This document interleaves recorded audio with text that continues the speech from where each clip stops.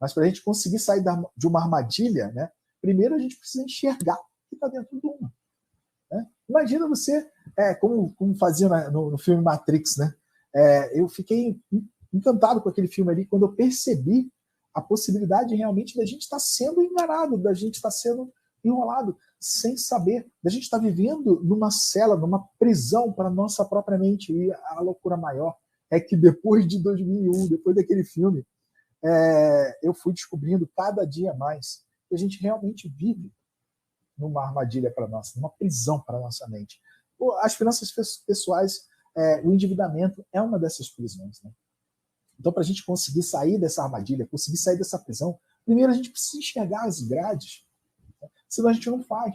A maioria de nós, quando está no processo de endividamento crônico, não percebe que está numa armadilha, não percebe que está prisioneiro de um processo, né? A gente acredita em um monte de mentiras. E algumas dessas mentiras, inclusive, são contadas pela nossa própria mente. Tá?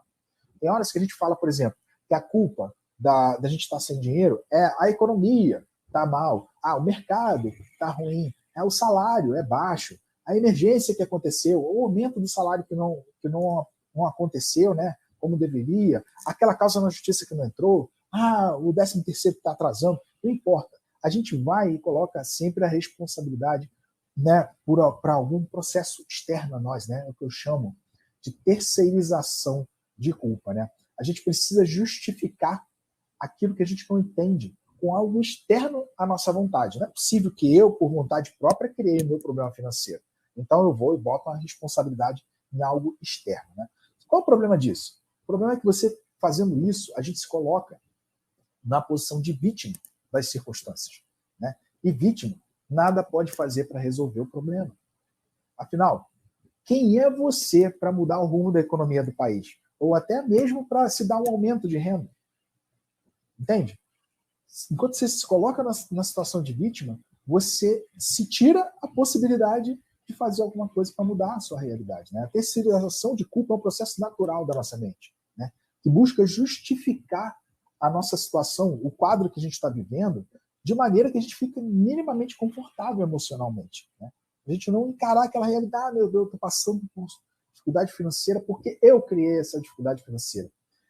É duro reconhecer esse tipo de coisa. Né? Então, num primeiro momento, a gente fica terceirizando a culpa, a gente fica colocando a responsabilidade em coisas fora da gente. Porém, vai ter um momento em que a gente fala assim, cara, não é possível.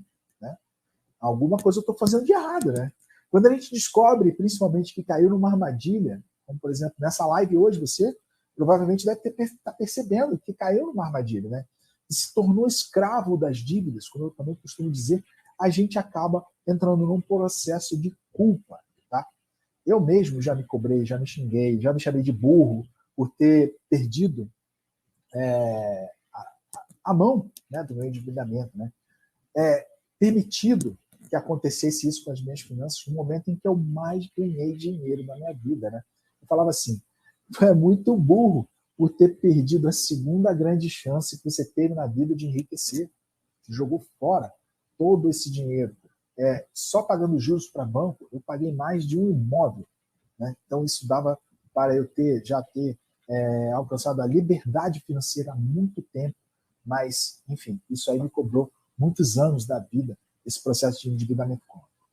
E sabe qual é a maior consequência desse tipo de pensamento? Essa culpa, esse julgamento que a gente faz sobre nós, né? É o que a gente chama de processo de autossabotagem. Quando você sente culpa por ter cometido um erro, né, de ter feito algo errado, ou de ter deixado de fazer alguma coisa que seria importante para você, a sua mente busca formas de te punir por esse erro. Né? Foi o que aconteceu comigo. A minha mente buscava formas de me fazer passar por mais dificuldade, passar por mais aperto, para me punir por ter cometido aquele erro. O resultado é que ao invés de você fazer as coisas que vão te ajudar a sair da armadilha, você faz coisas que vão te afundar cada vez mais nela. Né? Foi assim que eu formei uma dívida de mais de R$500 mil, depois de perceber que eu estava num processo de endividamento crônico. Né? E foi por esse processo de autossabotagem que eu levei anos para descobrir exatamente o que fazer para explodir aquela armadilha, aquela jaula que estava me aprisionando no processo de endividamento crônico. Mas depois que eu fiz isso, me recuperei e hoje em dia ainda ajudo pessoas a fazerem o mesmo, só que em tempo recorde. Né? Eu levei 5 anos para remoer aquele processo para sair, desenvolver uma metodologia, sair desse processo e estar pronto a ajudar pessoas a fazerem o mesmo. E hoje em dia, os meus alunos levam menos de 3 meses, em média, para sair do endividamento crônico. Nesse tempo, eles começam a fazer o dinheiro sobrar depois de pagar as suas despesas, enquanto planejam o golpe derradeiro, o golpe final na dívida deles, que seria quitar as dívidas com descontos que chegam até 99% do valor da dívida. Você imagina, você pagar só 1% do valor da sua dívida e resolve o teu problema. Mas para isso, você precisa se preparar, você precisa saber por onde começar, né?